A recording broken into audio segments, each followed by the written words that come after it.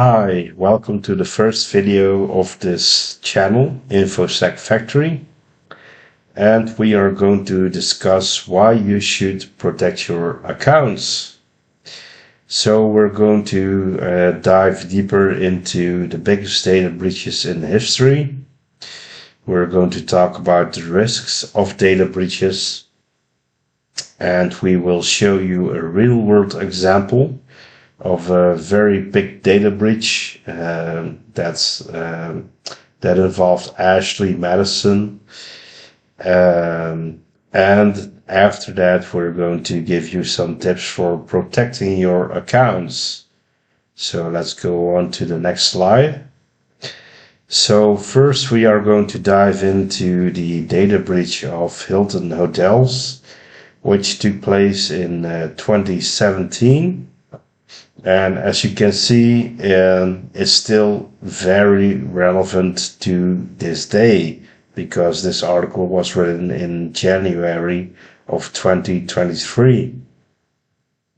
So according to this article, there were 3.7 million people harmed by this data breach.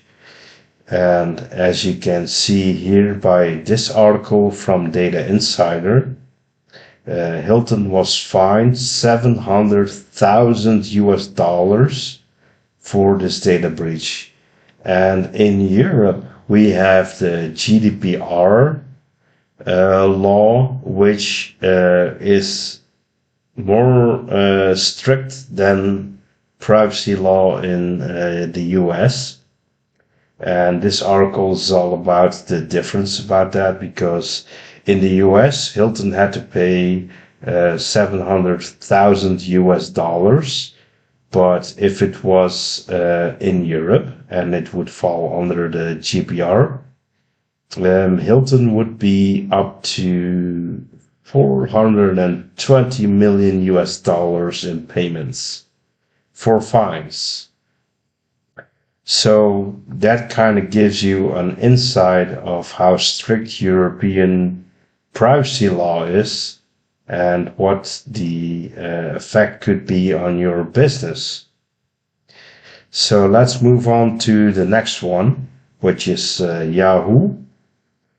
And there was a big data breach in 2013, 2014, and actually these are my personal notes, but with that data breach, 3 billion accounts got compromised. So think about that. That's a lot, and that's not even the mother load. What some people are talking about, and what I'm going to discuss in a couple of minutes. But 3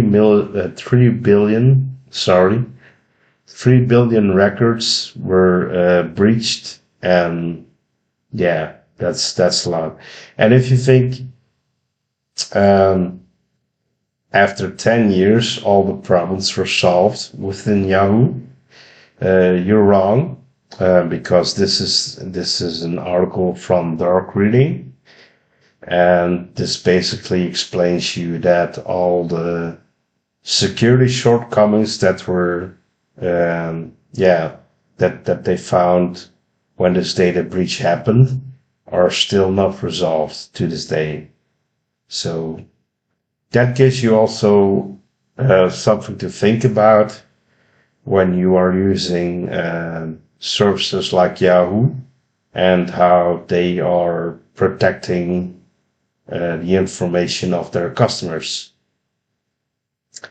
So now we are going to discuss the MOAB, the mother of all breaches. Yes, it's really called this, like that. MOAB. So here's an article from, I think it was Cyber News, and it's discussing about 26 billion records that were leaked, and what they know so far. And again, you can see this is very yeah, very actual when it comes to date, because this is an article written in January of this year, 2024. And this data breach took place maybe 10 years ago. So you can see that this was a huge data breach, and the amount of records that got leaked out on the dark web was so huge that even 10 years after it happened, this is still a big deal. So let me show you the infographic to the right, which is from Cyber News. And here you can see the brands with 100 million plus leaked records. So on the top, we see Tencent. And personally, for me, this doesn't ring any bell, but maybe people out there use this service or this website or platform, and they know what it is. And okay, so but most of these things, I'm like, okay, yeah, I know what it is, and there are a lot of things that I really don't know what it is. So, for example, MySpace, which is I think it's obsolete right now. Twitter, which has become X.com, with 281 million records. Sorry. So here we have LinkedIn with whopping 251 million records leaked. Adult Friend Finder, well, yeah, I think we can all paint a picture of that, what it really means and what it provided, what kind of service it provided. But if you had an account there, then probably your account got exposed into a sample on the dark web, because it had a data breach. So yeah, there's a couple of big names out there like Adobe, Canva, Badu, VK, which is vKontakte, which is kind of like the Russian equivalent of Facebook. So let's continue to the next slide. So when it comes to a data breach, maybe you are like, yeah, well, it's nice that they put out an article that they had a data breach, but what really does that mean to me? Well, I can tell you what the risks of data breach are, and we're going through these bullet points right now. So if there's a data breach and the hackers would place a sample of the data that they had stolen, or they put the entire database online on the dark web, that means your account details got stolen. So what does that mean if you think about that? So that means essentially your email address and your password got stolen. So basically that we're going into the third bullet point in a few seconds. Because the second risk, and what a lot of people do, is they create accounts with the same password. So for example, if you have an account with LinkedIn, you have an account with Facebook, you have an account with your local dry cleaner, I don't know, whatever. If you use the same password, and for example, LinkedIn got hacked, they actually did got hacked, but let's use that as an example. And you are using the same password for other accounts. that can lead to other hacked accounts. Because once you use the same password for LinkedIn and for Facebook and for your email and for your dry cleaner, it means a hacker could hack all those accounts. So that's why I always say, and we will get into the tips later on, don't use the same password for other accounts.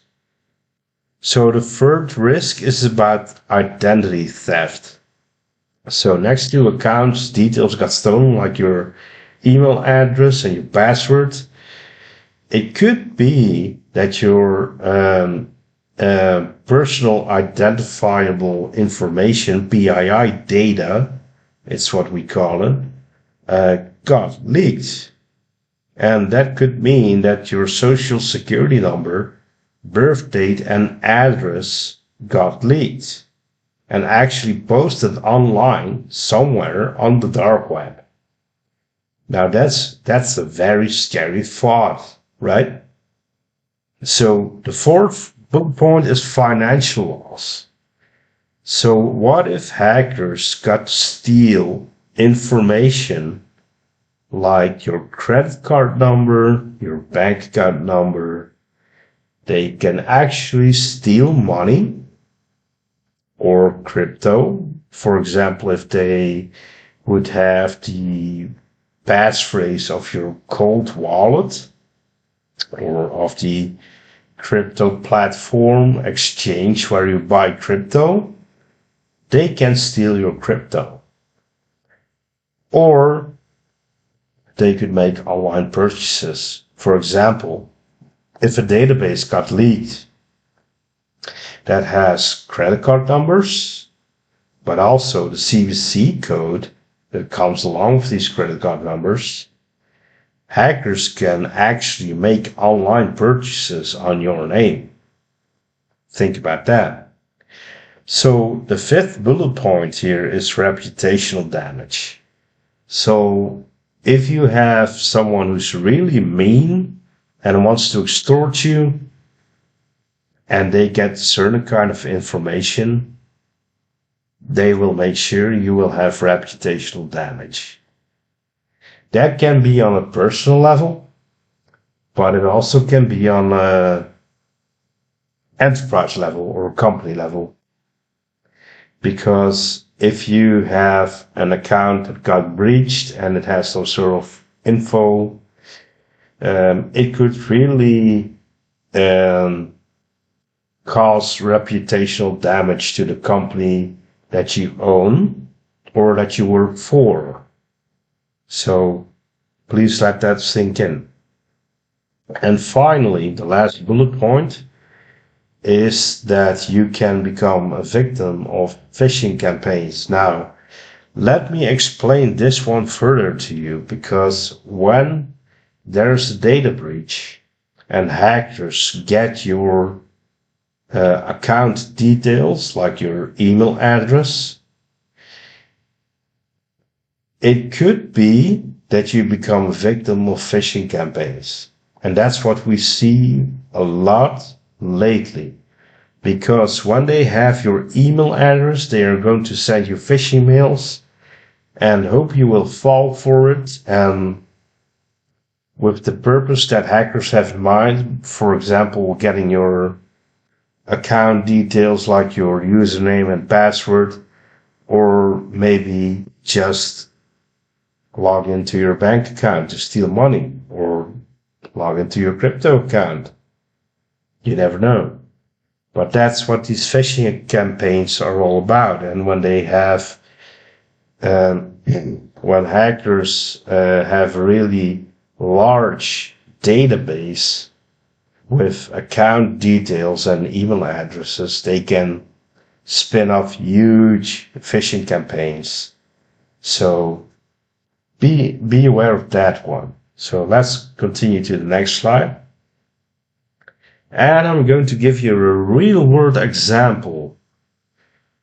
This is about Ashley Madison, and I'm sorry I made a typo here in the in the heading here. I'm sorry, forgot the E. But about Ashley Madison breach. This happened in 2015. And I pulled this article from crabsonsecurity.com. And in 2015, this was huge. This was a huge data breach. Now, let me explain you what Ashley Madison was all about. So if you would have a relationship, but you got bored, let's say that, and you wanted more beside your relationship, ashleymadison.com was the place to go to, because Ashley Madison was all about finding someone secretive to have, well, let's be honest now, to have an affair with, or a couple of dates with, whatever. So Ashley Madison was providing in contacts to have an affair or a relationship besides your relationship or marriage. So think about that when you are married, you have a couple of kids, and at some point you decide, hey, I'm bored. And you find ashleymadison.com and you're like, let's make an account here. Not thinking about the consequence if Ashley Madison would get hacked, which they did. This was a huge, huge data breach. And I'm sorry, I'm a little bit laughing right now, but this was so huge, and it really destructed a lot of lives and relationships and marriages. And it also even led, you can see that here, it also led to at least 2 suicides of what they know of. This is what happens when these sort of websites get hacked and all your personal information is out there. And just imagine being the person that created an account there and actually got his or her details leaked to the outside world. What would you do? What would you do? If you would have a happy marriage or a good relationship, how would you explain this to your partner? Would you even tell about it to your partner? That's probably actually the first question that comes into my mind. Would you even tell your partner? Would you be honest about that? So, a lot of things to think about. So let's move on to the next slide. Because I'm going to show you that after this hack took place, a lot of people still found the consequences of having an account there at some point in time. So to be clear, this article was written on February 1st, 2020. And here I circled this because it said this article is more than 4 years old. Because it's 4 years old doesn't mean that the hackers changed tactics. I'm going to explain to you why. Because here you can see data breach took place in 2015, the Ashley Madison data breach. And you can see in 2020, it still has consequences for those people who used the site and created an account there. Because what happened, you can see it right here, but what if an attacker did have the right kind of data with which to threaten victims? That's what has happened with the latest sextortion campaign to hit the headlines. this is exactly what really mean hackers do. So you have a data breach that took place in 2015, and 5 years later, all the victims are still getting extorted because they had an account there. And they're just, imagine like the questions and the things I told you about a couple of minutes ago. Imagine it's you and you never told your partner, and one day you get an email in your inbox that says, hey, I know who you are, this is your name, this is your first name, this is your last name. In real life, you do this for your job, this is the company you work for, this is your wife, these are your kids. I know you had an account at Ashley Madison and had an affair. What I want you to do is pay up. This is what happens, people. This is really what happens.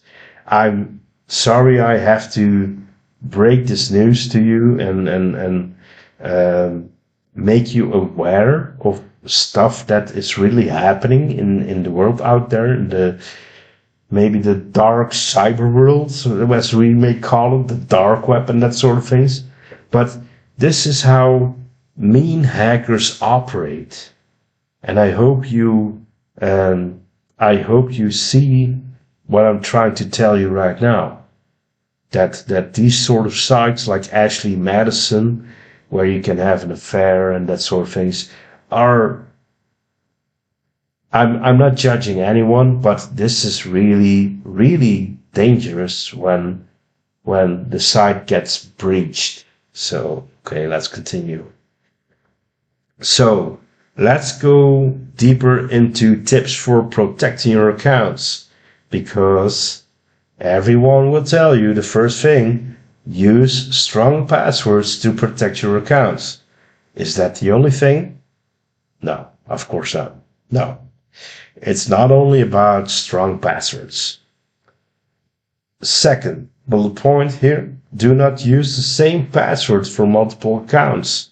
Like I told you in the beginning of the video, if you have a LinkedIn account, you should use a different password than for your Facebook account, and for your dry cleaner service account, and for your email account, and whatever. Just go on and on and on. Just every account should have a different password. Is it a lot of work? Maybe. But I will get into that later. So, do not share too much information when it's not necessary. A lot of websites are requiring you to create an account and fill in a lot of details. But if it's not necessary and it's not if it's not a mandatory field, don't fill it in. Why should you? If they're not requiring you to fill in that information, just don't. Don't give too much information. It's easy. So when it comes to uploading ID documents, there are some websites or services that require to upload your ID document to verify you. Just think twice before you do that. Is it some website that you don't know and they want you to upload your ID document? Think twice about that. If it's a large website like Amazon or whatever, and they want to verify you, Amazon is a bigger company. I'm not saying it's right, but please think think before you upload your ID document. Ask critical questions if you are questioning them. Just never upload your ID document just like that because they are asking you for them. Now here comes a biggie. Use a password management tool, and I'm going to make a video about that later. and I will post that on YouTube. And if you will subscribe to our channel and hit the notification bell, then you will get a notification when that video comes online. A password management tool can help you make your life a lot easier.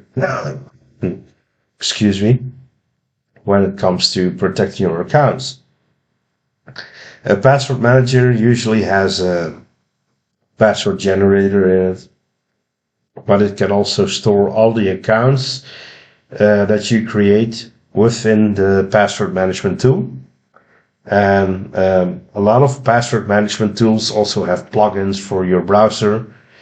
So at the moment when you create an account for a certain website, you can create an account for that with the password management tool, and the next time you visit that website, it will automatically log you in. So very much upsides for using a password management tool. The biggest advantage of using a password management tool is that you can actually use a password generator, which would allow you to make different passwords for all your accounts in a very easy way and less time-consuming way. So the last bullet point here is, if the password management tool has an email alias feature, use it. I'm sorry. For example, Proton Pass, which is the password management tool of Proton, they actually have the feature to use an email alias instead of using your real email address. So why am I paying attention to this? Because every time you use your real email address, you will always get you will always be subscribed to some sort of newsletter or whatever. And you always get email from them. I would call it spam by now. Yeah, my mailbox is my mailbox is filled with spam and newsletters and all that sort of things. So if you don't want that, and I love this feature in Proton Pass, is you can use the email alias feature. So I'm ready with, or I'm done with this video, and I hope you enjoyed this content and that you learned a lot from this video. And in the next video, I'm going to give you an introduction to Have I Been Pwned?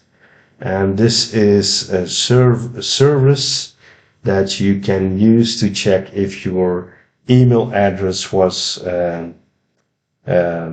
found in a data breach.